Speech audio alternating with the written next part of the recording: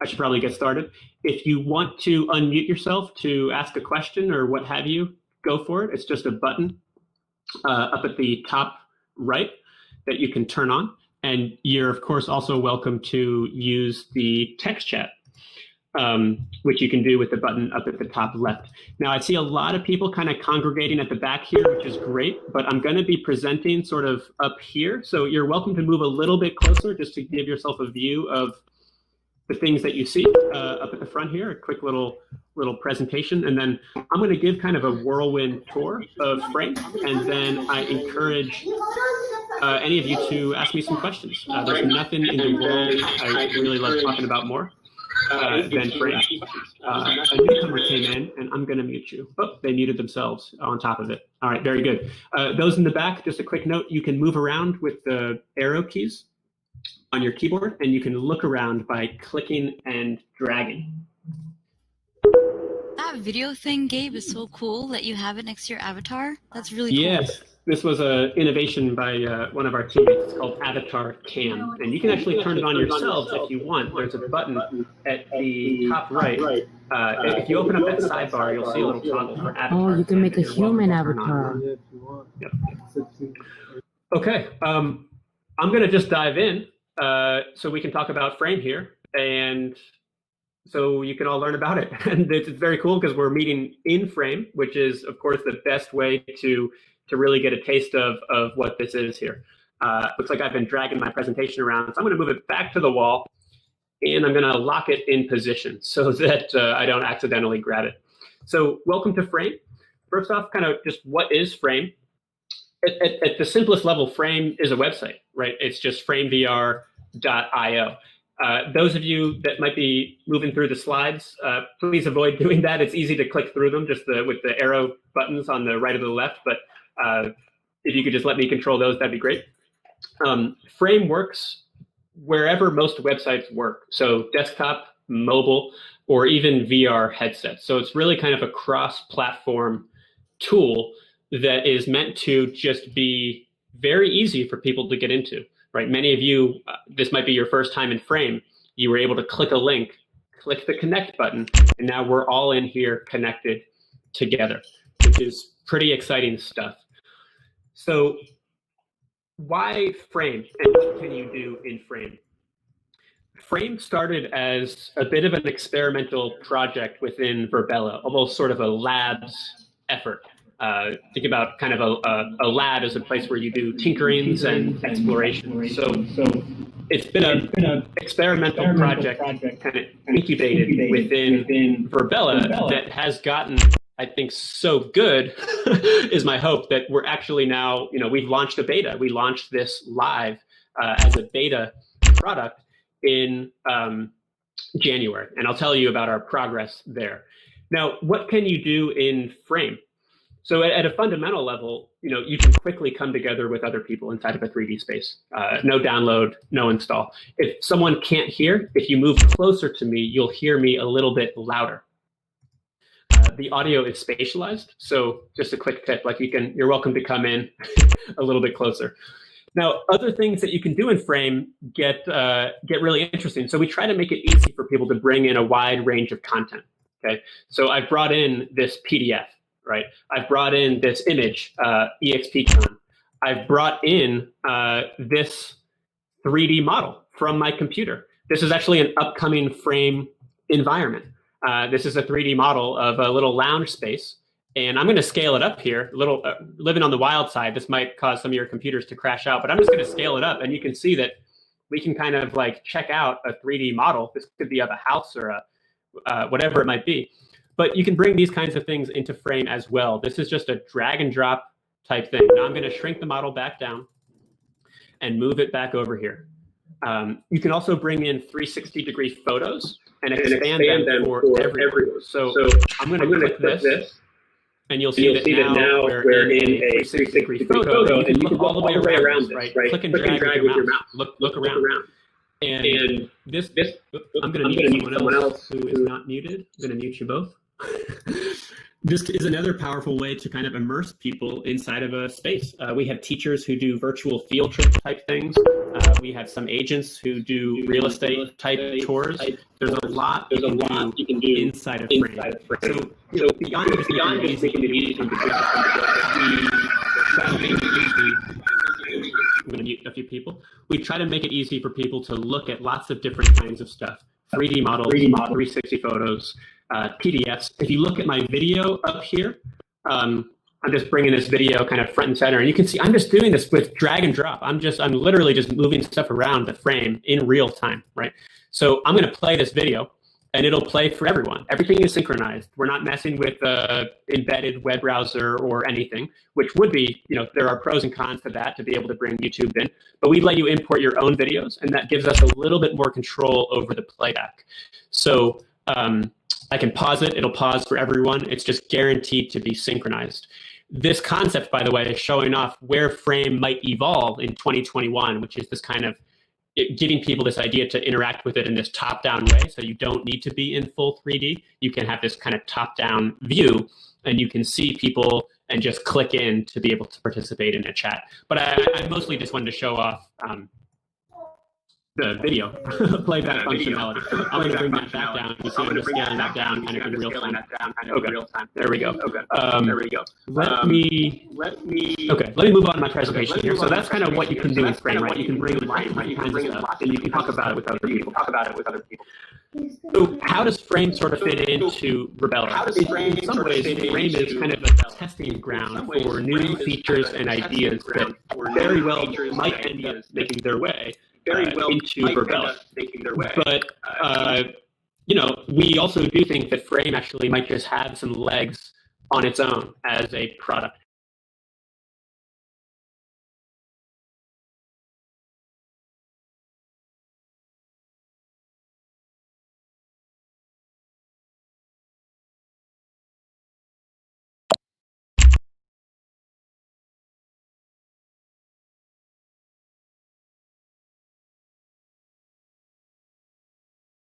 Frame is better for smaller meetings.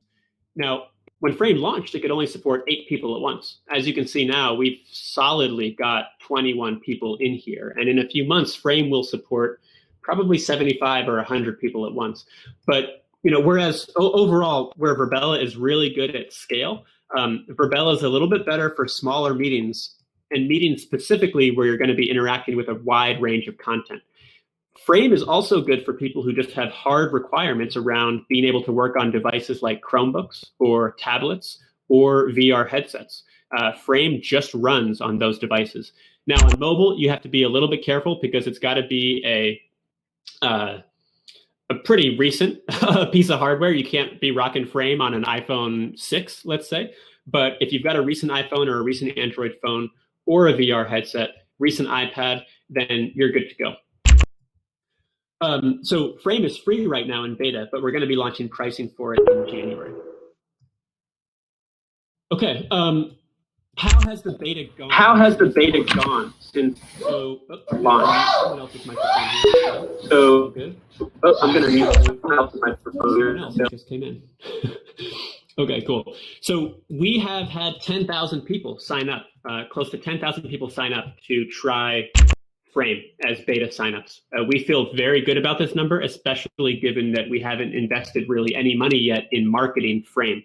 So it's just been word of mouth. It's just been people who have come across it and they've shared it with their network, and those people have signed up. And we actually like that we got those signups. Now, how are people using Frame?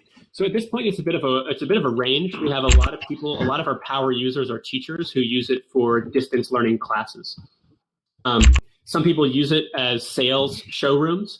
So you bring in something like a 3D model of a shoe or a product, and you actually give a pitch to a prospect inside of a 3D space. It's a way to interact with 3D content in a way that Zoom doesn't actually do particularly well. As a quick example of this shoe example, I've actually got some 3D models of shoes in my inventory. I'm going to import one. This will slowly load up for you, but it'll pop in here in real time. Should come in here pretty soon. Here's my shoe.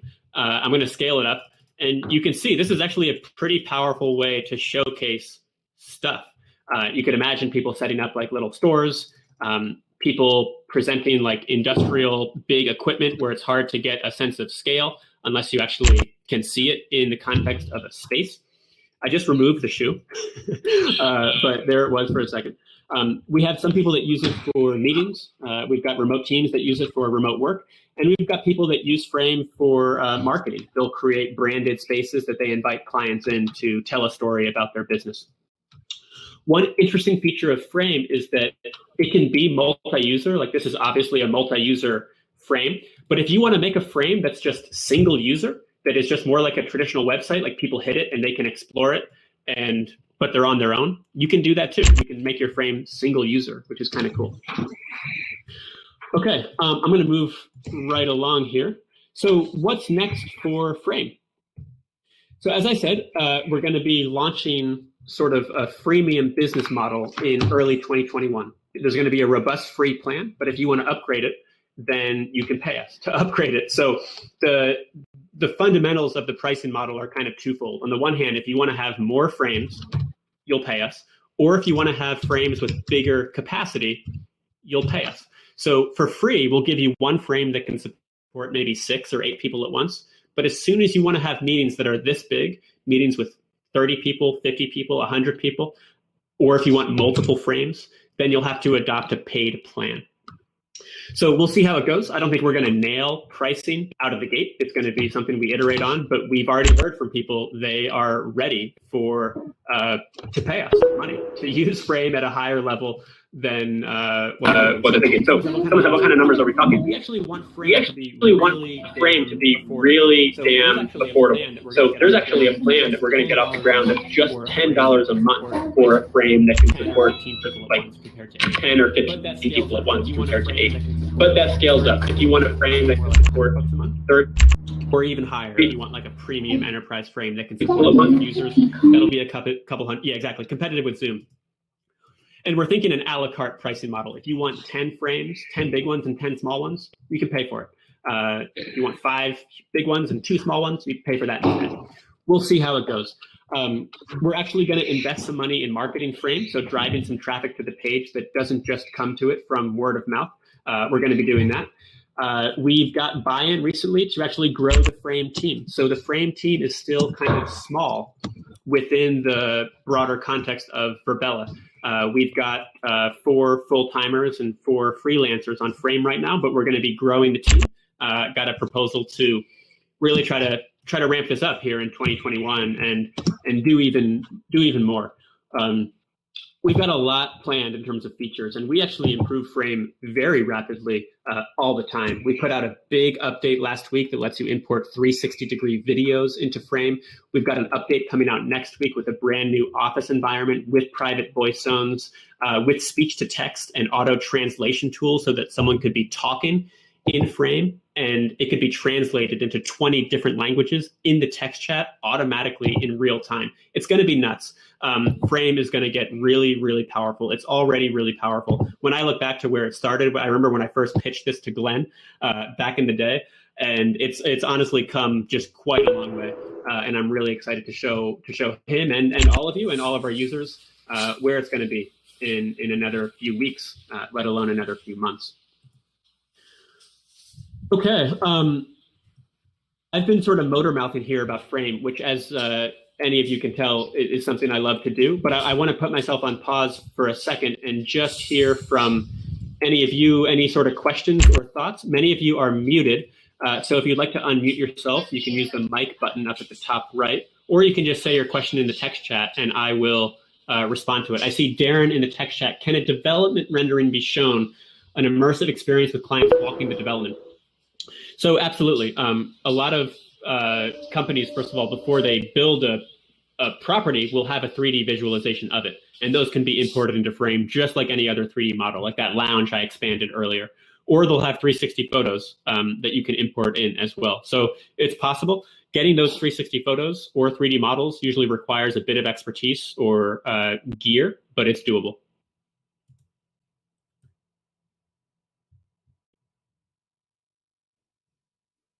So Gabe, I think I saw last week, and it's probably in a test build, but the ability to zoom in on a screen and those types of things, those are coming?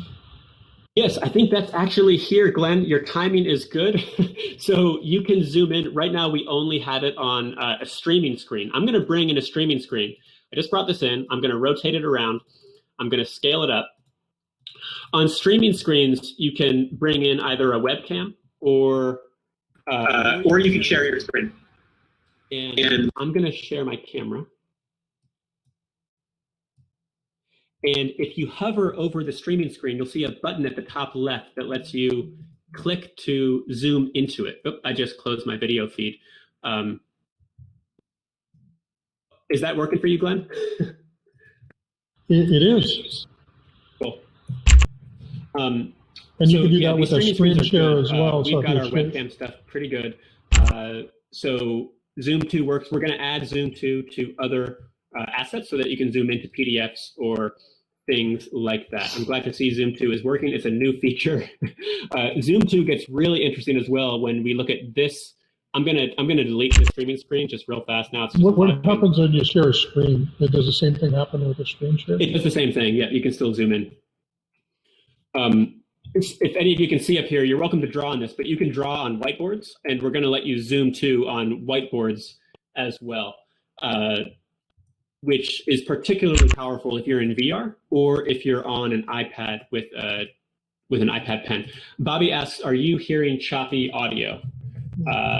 Yes, my audio is a little bit choppy right now. Not for everyone, but for some people. So this is something I'm going to look into. We have noticed that beyond 15 in frame, we occasionally notice some chop, but hopefully it's not too bad. You know, for me, Gabe, I find if I move it a little bit closer, Gabe, when my audio gets choppy, I find if I move a little closer to the source, it clears it up. Okay, I think interesting. also, if you're hardwired, it's smooth. Like, I'm not hearing choppiness at all. I'm hardwired to the internet. That's good feedback. I'm on Bluetooth myself, which might be why I have a little bit of chop. It looks like this whiteboard got out of control. I'm looking at this now. That is funny. Okay, fair enough.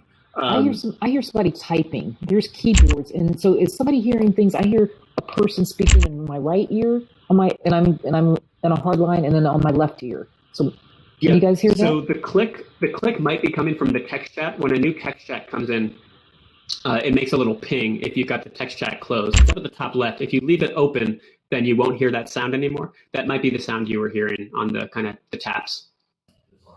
And if that doesn't fix its fee, maybe you want to see a psychiatrist. Any other questions or thoughts about Frame? You can, I guess maybe one of the most important things, you can already just create your own account and create your own frames, right? If you want your own link, like framevr.io/Damien, you can do that. Just use the button at the top right, sign in with your email or your Google account or whatever, and then you'll see a button in the sidebar that just says create a frame, give it a name. That's the name that will appear in the link. So if you want like framevr.io/Dave, you could probably claim that right now. I bet that no one else has claimed that. Now is the time to get your like vanity URL. You know, you absolutely can get it. And then when you want to invite people in to this, product that is a EXP technology, you could just say, hey, meet me in framevr.io/Dave, send them a link, and then you're good to go. You can create 3 different frames if you want to mess around.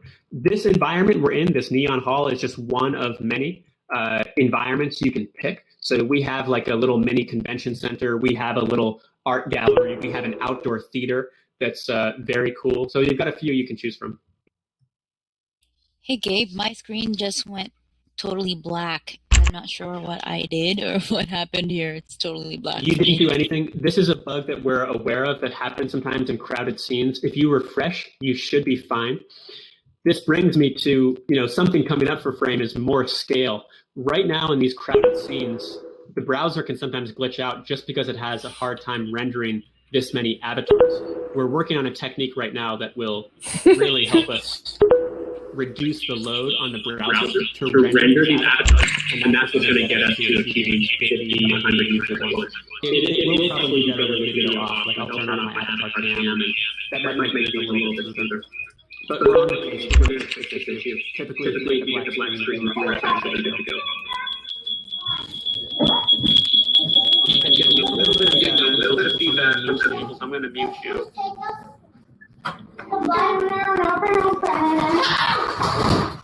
I'm still hearing I refreshed and it's good now. Okay, cool. Good to hear. Yeah, my audio is a little bit choppy, so you know, we've got some work to do. But we're on the case.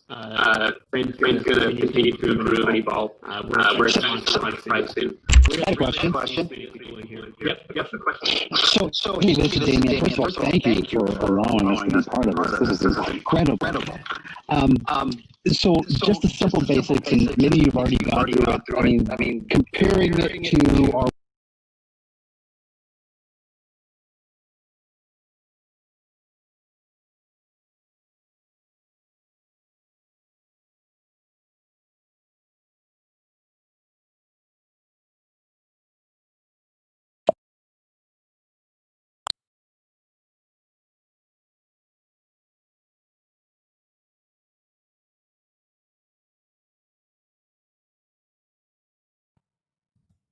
Yeah, there's certainly some overlap. There's no doubt about that. I mean, I generally try to emphasize the things that Frame does a little bit differently from Verbella. This idea of being able to interact with different kinds of content, these 360 photos, these models. So, it's certainly the case that for some people, Verbella makes more sense. And I think it's probably the case that for some clients, typically smaller businesses, maybe, Frame might make more sense. So I still see them as a little bit complementary. I think there is a bit of a productive tension that is brewing. Just as Frame gets a little bit better, there's going to be more overlap. It's going to be, more interesting to more people potentially. But I think that's a good problem to have in the scheme of things. We're going to figure out how to monetize this thing, and I think it's going to be okay. And I know that's not a great answer to your question. I sort of admit that, but it's kind of, we're in the midst right now of really thinking through these kind of strategic questions of how Frame sort of fits in to the landscape of Verbella and overall kind of product offerings. Oh, I think it's incredible. So thank you. You got it.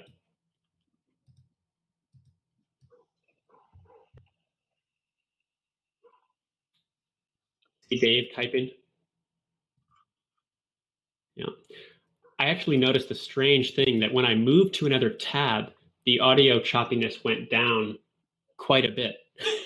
That was a strange fix. I moved to another tab on my browser and the audio choppiness got a bit better, which was strange. I got to get to the bottom of that so that we don't need to move away to figure it out.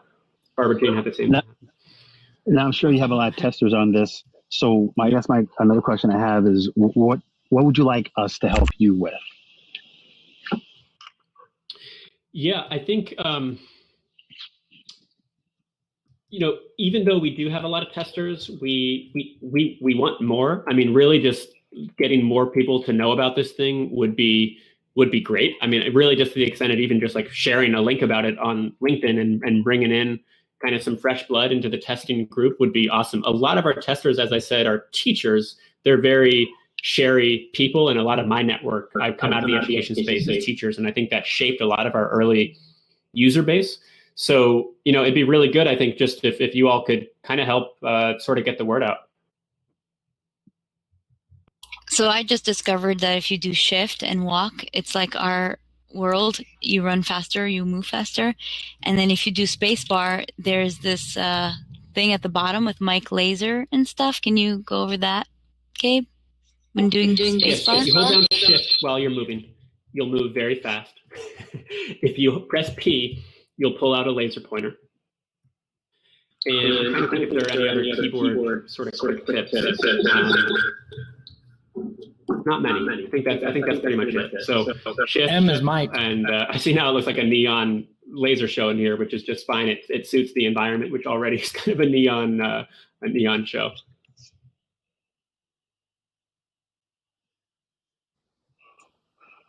And then Gabe? Gabe, what is that edit? That U for edit? Yes. So this frame is set to, right now, only I should be able to edit it. But if you have edit permissions, that's what lets you kind of import assets into frame or move things around. So because I have edit permissions, I can turn on edit mode and grab this model and move it around and things like that. I can set who has edit permissions. So like on the fly, I could give all of you or particular people edit permissions. And you can also set viewing permissions. If you only want certain people to be able to connect to your frame, you can invite them by email and only they will be able to join. And if you want to get really granular, you can also set interact permissions. If you only want certain people to be able to play videos and change PDF things and stuff like that, then you can also adjust those. Another really interesting feature of Frame that I forgot to sort of mention is this idea that you can make different scenes within your frame, right? Right now we're on scene 1 and all this stuff is in front of us. When I move to scene 2, you can see that it disappears, right? That's because I imported that stuff on scene 1. But you can make as many different scenes as you want in Frame. And when we really think about like where Frame might go, we're really interested in this idea of, yes, let's help people come together inside of a 3D space, but then let's also think about how giving presentations in 3D can be fundamentally different than just looking at a PowerPoint. So scenes is sort of our version of like a PowerPoint slide, but each scene is a 3D canvas in which you can bring in all these different asset types all around people. And then as you tell your story about whatever it is you're talking about, you navigate through your scenes instead of just moving through like your PowerPoint slides. It's kind of a cool feature. Hey, Gabe, is it possible to have things like videos autoplay when somebody comes into a scene, or? Yep, definitely. So I'm in edit mode right now, and when I click on the video, there are a number of toggles I can click. One is for autoplay. One is for loop, if you automatically want the video to loop. So you can set videos to autoplay. Now, the one sort of warning there is that videos, these videos are streaming videos. So if you've got 10 videos in here that autoplay, that will drag the scene a little bit. In the same way, if you had 10 tabs open playing YouTube videos, your computer might start to lag out a bit. So definitely use autoplay, but I'd say use it with caution. Probably have 1 or 2 kind of marquee videos that you want to autoplay, but I wouldn't get 10 videos in there spinning on autoplay. So, but you could have like one video that welcomes somebody into a scene, and then potentially they could walk from canvas to canvas, and they could play themselves. Yep, absolutely. Anyone with interact permissions should be able to just hover over the video and see the playback controls, the play and the stop and so forth.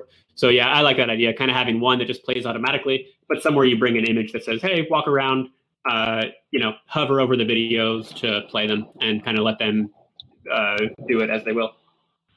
And is there a way, I'm kind of asking with a particular use case, I don't know if you've met Josh Ellis, but he's here from Success Magazine, and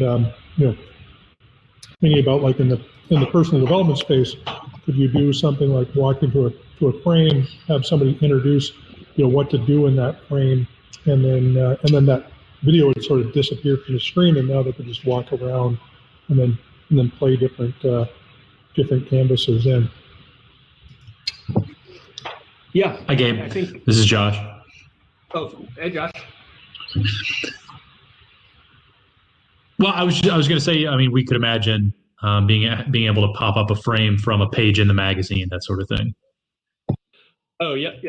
So kind of yes to all of the above. I mean, first off, opening up a frame with a QR code from a mobile phone is pretty doable. Like you could just have the phone scan it to open a page. It could open right to a success frame.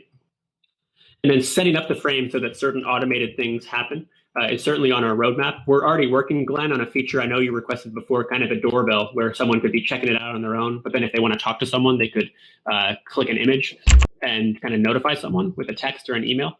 And we are on the case on that. It might even be live next week. Awesome. Have you seen, several years ago at the magazine, we had an augmented reality application and didn't have a lot of buy-in from our readers. We were wondering last week in a meeting whether, just the increase in people using QR codes because of the pandemic, do you guys have research on just how much more people are using these applications over the last 8 months or whatever?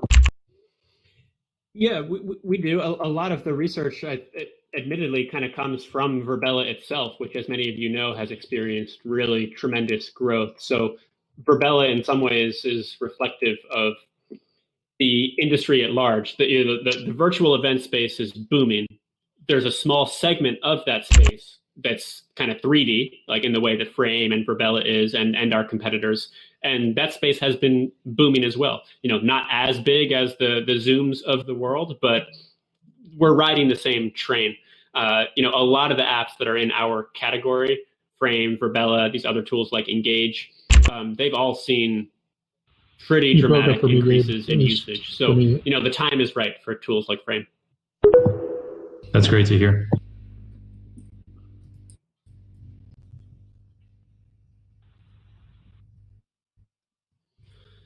All right. Well, we're at 3:30, which I think might be the end of this little session here. I'm going to be hanging out in case anyone wants to stick around. If you're ready to bounce, though, feel free. I certainly encourage you to make your own accounts. Just sign in with your Google account or whatever. Create a frame and try it out sometime for a meeting. Just as a Zoom alternative or something like that. See how it does and give us some feedback. Going to put out a big update next week that we're excited about, and then we're going to launch some pricing here in January. Hey, Gabe, real quick, what's the best browser that this works with? Yeah, it's a great question. We typically recommend Chrome, but on iPhones, you have to use Safari because of the way that Apple makes every other browser really bad on the iPhone. So you have to use Safari on the iPhone, but on pretty much every other device, we recommend Chrome. If you've got Verbella running when you have Frame open, like they'll both probably struggle a bit. Just because Frame runs on the browser doesn't mean it's not an intensive sort of program. I think it's a little less intensive than Verbella. There's no doubt about that. It's quicker to open. It's quicker to get into. But if you've got both of them running, expect if you've got 25 browser tabs open, you might have some issues. That's the funny thing, Gabe. Like, I do have 25 tabs open, plus I have 3 or 4 Adobe products open, plus a video editing software open, and this is still working fine, but I'm using Edge. Oh, that's really interesting. So, okay, that's good to know. The new Edge, we haven't tried a lot, but I'm on the new Edge. Quite the good. New Edge is better than Chrome from what I'm seeing so far. Got it. Okay, that's good feedback. That's helpful.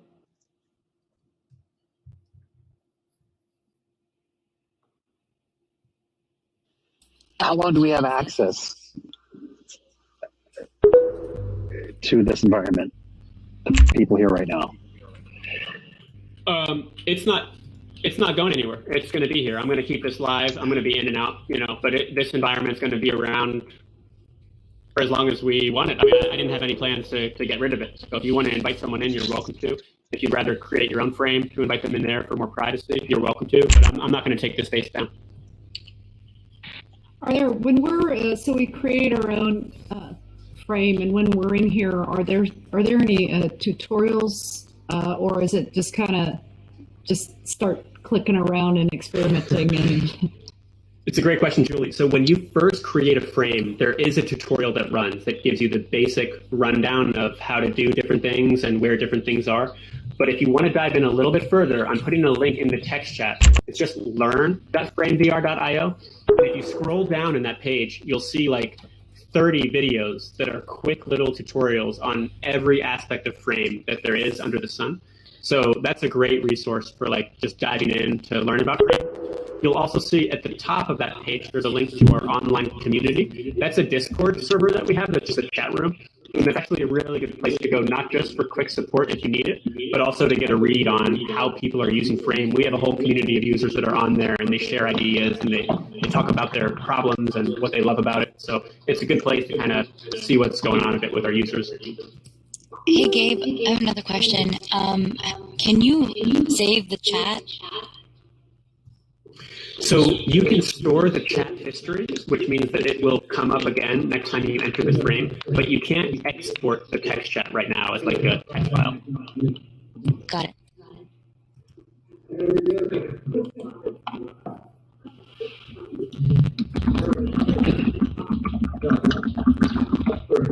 Gabe, And I'm guessing, Gabe, that eventually the default will be to mute when people come in as opposed to mute after the fact? Or are you fighting that muting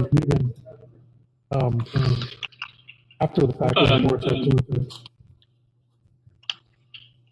Who is it that was talking there? That was Glenn. Was that Glenn? Yeah.